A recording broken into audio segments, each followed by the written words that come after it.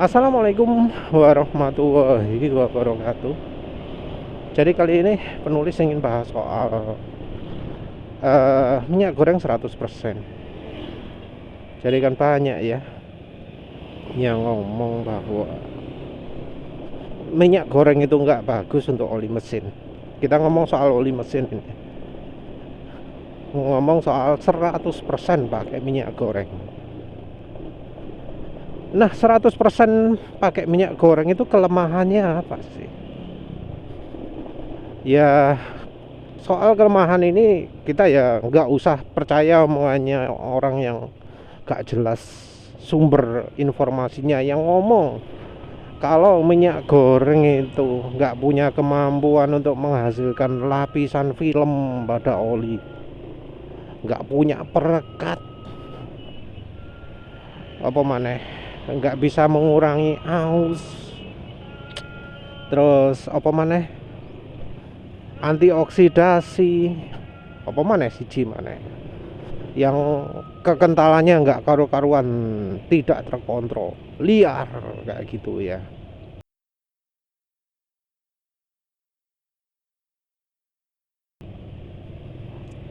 Kalau itu penulis akan bahas di video terpisah saja.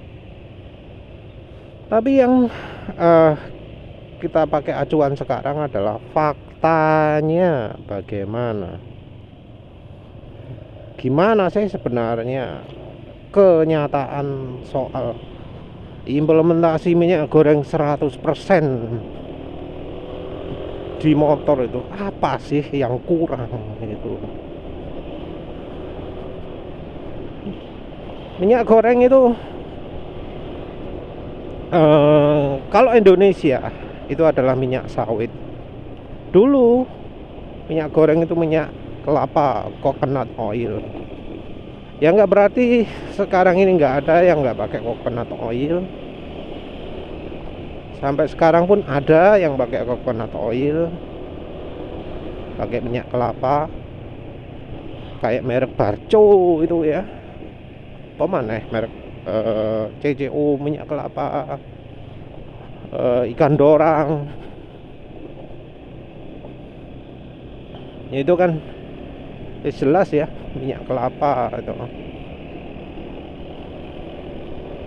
Tapi mayoritas pakai minyak sawit. Kenapa? Ya terutama soal harga. Harga minyak sawit lebih murah daripada minyak kelapa. Kalau untuk orang luar negeri, ada yang pakai canola di Amerika, ada yang pakai olive oil di Eropa. Ya itu tradisi juga.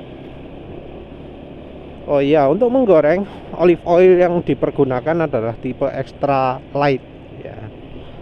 Jadi kalau extra virgin itu nggak boleh untuk menggoreng, nggak cocok. Yang boleh untuk menggoreng adalah extra light. Canola oil dari awal dirancang untuk menggoreng. Walau ada juga yang akhir-akhir ini tipenya adalah tipe high oleic atau apa ya? Iya, kalau nggak salah tipenya high oleic. Artinya kandungan oleic asidnya lebih besar. Kalau yang normal itu kurang dari 70%. Kalau yang sudah ditingkatkan itu lebih dari 70%. Kalau nggak salah seperti itu. Jadi yang paling cocok menggoreng itu adalah yang lebih banyak oleic asidnya.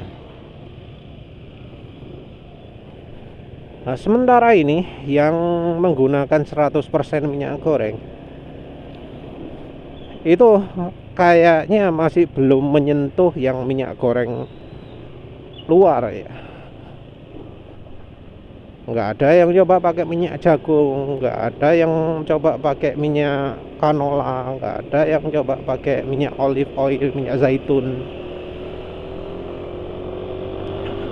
Jadi minyak gorengnya pasti minyak sawit, dan minyak sawitnya pun ya masih mempergunakan merek-merek yang nggak direkomendasikan di grup minyak goreng sebagai aditif oli mesin. Jadi kebanyakan ya yang 100% itu gak mikir merek ya. Beda dari yang serius menggunakan sebagai aditif. Nah ini juga ya bikin masalah, karena ya dipakai aditif aja bisa menghasilkan efek samping, apalagi ketika 100%. Saya yang seperti itu. Jadi merek yang sering penulis dengar dipakai 100% itu ya Fortune, Xania, apalagi merek. Sama Tropical ya. Kalau Tropical sebenarnya bagus, cuma nggak begitu bagus kalau di grup minyak goreng sebagai aditif oli mesin. Jadi kalau di grup minyak goreng sebagai aditif oli mesin, olinya kan ya bimoli klasik. Yang bimoli spesial malah nggak rekomendasi. Terus Vilma, Sabrina, ada yang juga ngomong Freshwell. Kalau yang versi murahnya merek Rose Brand. Jadi terbatas mereknya. Banyak merek yang ya disingkirkan lah. Nanti penulis sertakan yang perkembangan sekarang ya.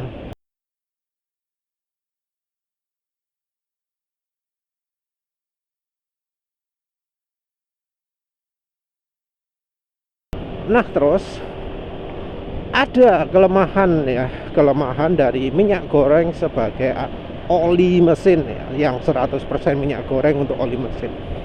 Itu ada kelemahannya.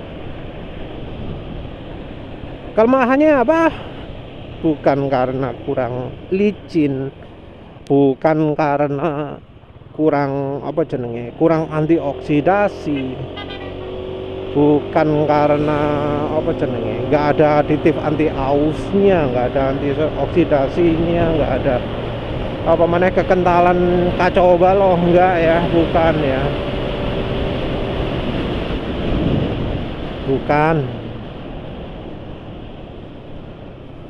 Jadi nggak sesuai dengan omongannya yang yang mengkritisi gitu ya.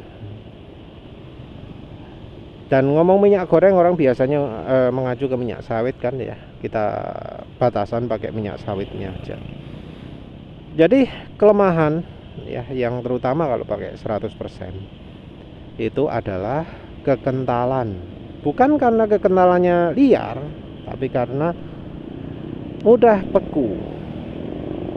Jadi ini terutama untuk mereka-mereka yang di pegunungan. Kalau di dekat daerah penulis gini, walau hujan gini, walau dingin gini, gak ngefek ya.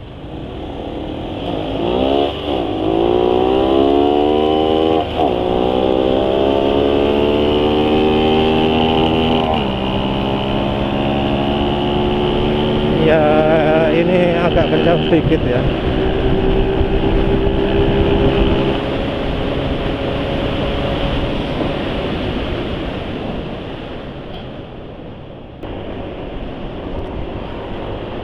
Minyak goreng titik power point-nya itu tinggi. Kalau cuacanya dingin seperti ini di daerah pegunungan, itu ada kemungkinan beku. Kalau beku ya jadi berat ya, jadi agak sulit menyala. Jadi ada yang menurut penulis mengalami seperti itu. Hujan-hujan, kedinginan, mesin sulit menyala. Ya bisa juga sih, karena motornya kehujanan, businya basah sulit menyala, atau karena filternya juga kena air jadi basah, bisa. Tapi ya bisa juga karena olinya jadi kental. Kalau kental, beban mesin berat dan sulit menyala. Jadi kelemahannya ya itu, kalau di daerah dingin-dingin gitu ya, suhunya 10 derajat, ada kemungkinan beku. Nah, yang kelemahan kedua adalah menurut penulis ya, terlalu encer. Terlalu encer karena kekentalannya ya memang encer. Walau ada ya kekentalan walau minyak goreng itu kekentalannya beda-beda seperti penulis tunjukkan ke sebelumnya. Minyak goreng, minyak sawit itu termasuk yang paling encer. Kalau dari urutannya yang penulis uji, pertama Mazola canola, yang kedua Mazola bukan Mazola, KCO, yang ketiga adalah Mazola coren, Mazola jagung, minyak jagung.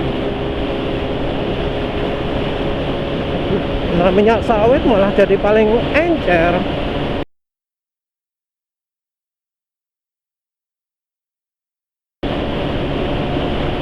Jadi minyak sawit justru yang lebih encer.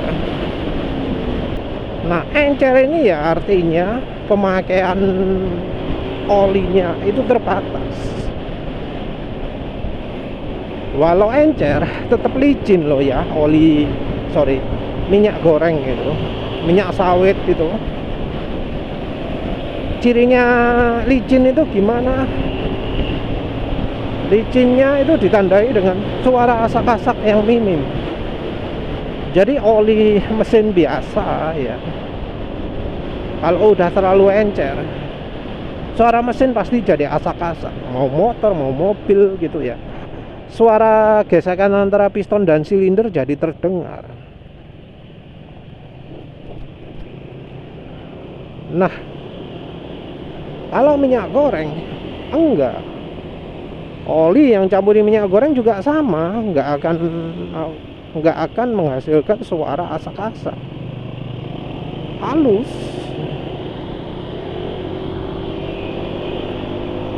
Jadi suaranya senyap ya. Nah, ini ya tentu akan membuat orang pasti ngomong pakai minyak goreng itu sip. Kalau sebelumnya dia olinya adalah oli bawaan, mau oli Yamalum, mau oli AHM oil, pakai minyak goreng pasti akan memberikan manfaat yang lebih baik, lebih halus, macam-macam. Tapi tentu nggak semua orang kayak gini. Ada kayak penulis ini yang kalau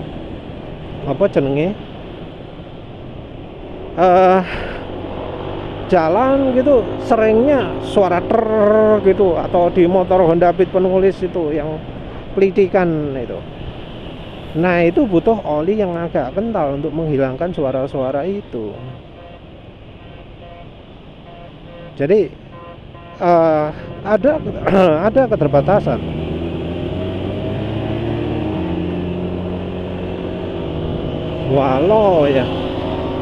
Walau suara mesin jadi lebih halus, ada ya tetap butuh yang namanya kekentalan.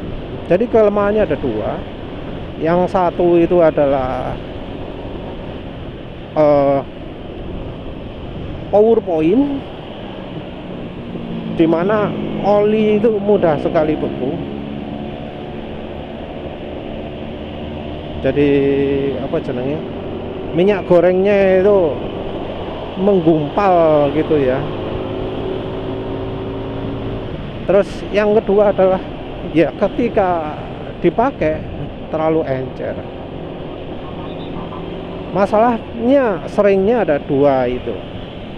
Anehnya ya kan dari universitas ya, kayak contohnya yang pernyataannya Profesor Sukirno, Teknik Kimia Universitas Indonesia, ngomong minyak kelapa sawit palm oil itu adalah pelumas yang baik, tapi dia ada dua kelemahannya. Yang satu adalah yaitu tadi power point, jadi mudah beku itu tadi. Yang kedua adalah oksidasi.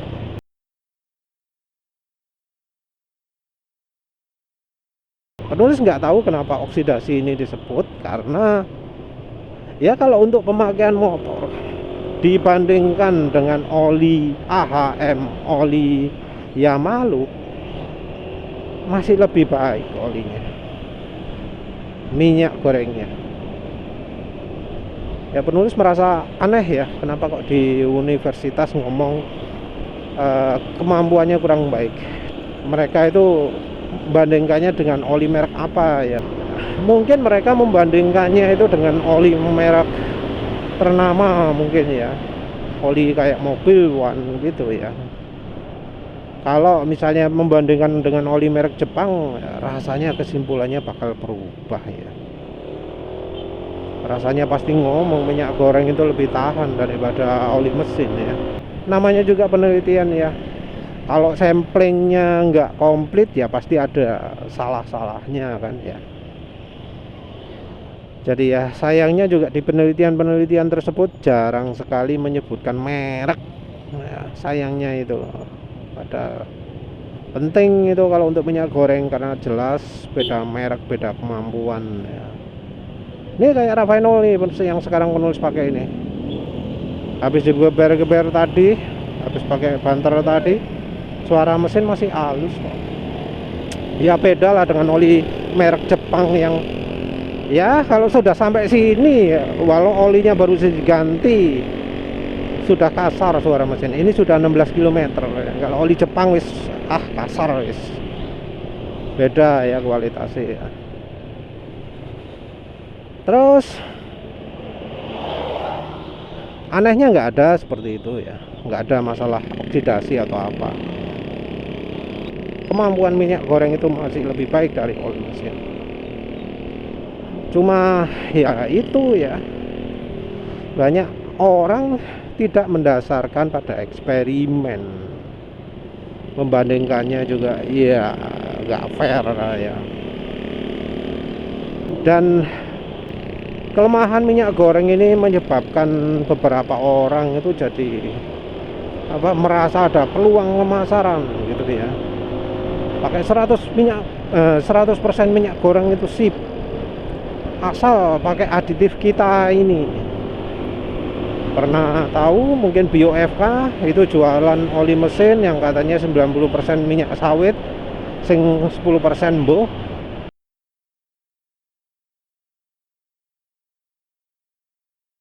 Nah itu terus ada lagi juga yang barusan ini, yang ya nanti penulis bahas khusus lah, jualan aditif juga, katanya tambah minyak goreng itu nggak cocok jadi oli mesin, harus pakai aditif dia baru cocok gitu ya.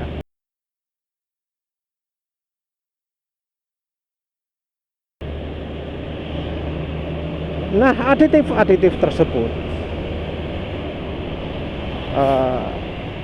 yang ditambahkan ke minyak goreng yang katanya bisa sip tersebut tidak mengatasi kelemahan itu. Jadi ya orangnya ngomong ya, minyak goreng 100% itu gak bagus jadi oli mesin, harus diatasi kelemahannya dulu. Tapi kelemahan yang diatasi itu tidak sesuai dengan yang dijelaskan itu, tidak sesuai dengan kelemahan yang selama ini penulis amati.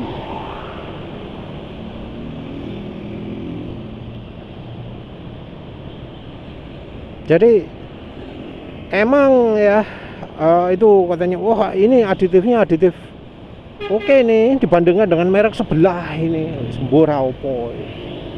Ada aditif anti aus, anti oksidasi, deterjen. Padahal ya sebenarnya tanpa deterjen pun oke. Aditif juga anti aus kalau terlalu banyak juga malah merusak. Karena pernah ada cerita kan, penulis pernah kutipkan dicampuri campuri STP malah cepet rusak minyak gorengnya sebagai oli mesin ya.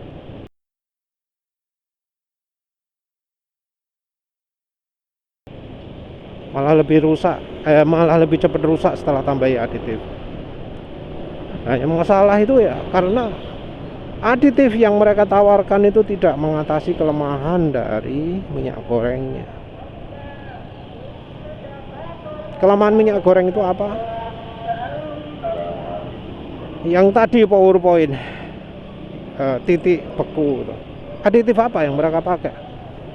Apa kalau misalnya pakai aditif mereka, maka minyak sawit jadi tahan minus, jadi nggak beku ketika di suhu minus.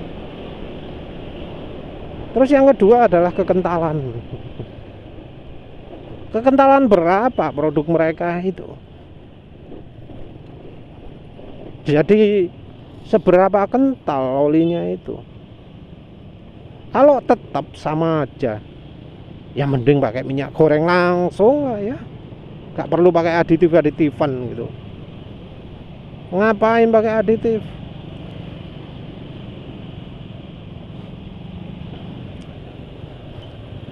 Ya sebenarnya apa ya, di dunia akademis pun sudah ada usaha untuk meningkatkan kekentalan, tapi kok penulis lihat nggak masih nggak bisa sukses gitu ya. Karena yang biasanya jadi menambah kekentalan itu adalah viscosity index improver. Menambahkan viscosity index improver memang membuat minyak goreng bisa jadi kental. Tapi masalahnya kalau sudah ditambahi viscosity index improver menyebabkan masalah di shear stability, menyebabkan masalah ketahanan kekentalan. Padahal minyak goreng itu viscosity indexnya udah tinggi, kestabilan kekentalannya juga baik. Nah kalau ditambah aditif viscosity index improver ya, harganya nggak mahal ya. Viscosity index improver ada banyak merek, Omega banyak lah ya aditif yang bikin kental itu. Biasanya harganya ya cukup terjangkau, sekitar 20-30 ribu gitu ya untuk satu dosis. Nah kalau pakai itu ya muncul kelemahan baru, dan jadinya ya nggak sebaik kalau pakai minyak goreng 100% itu tadi. Karena sama aja, ketika dipakai jalan jadi encer. Penulis saja udah pernah rasakan ya yang itu ya, Skyfer Moly EP itu kan aditif pengental itu ya. Nah itu juga Skyfer Moly EP juga bermasalah. Dicampurkan ke minyak goreng, minyak gorengnya bisa jadi mengental gitu. Jadi membentuk gumpalan gitu. Wah itu repot kan.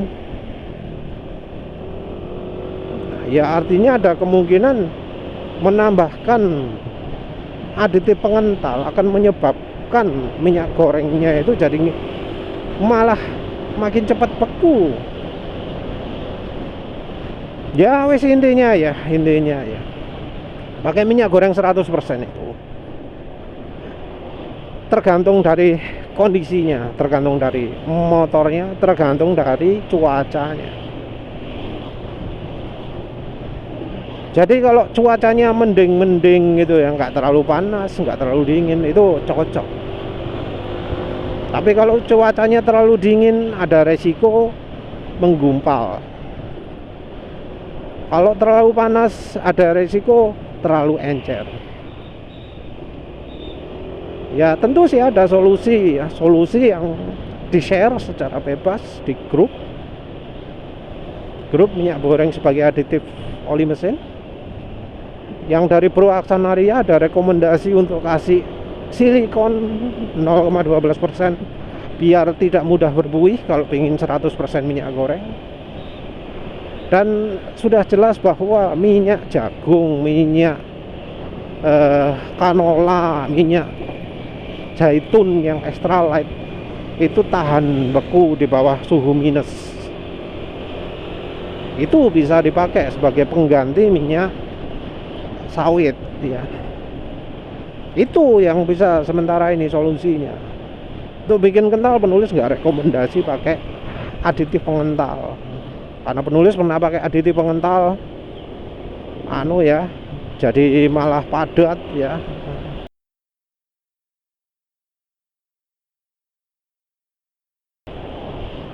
Ya wes lah, gitu aja. Terima kasih udah menonton. Assalamualaikum warahmatullahi wabarakatuh.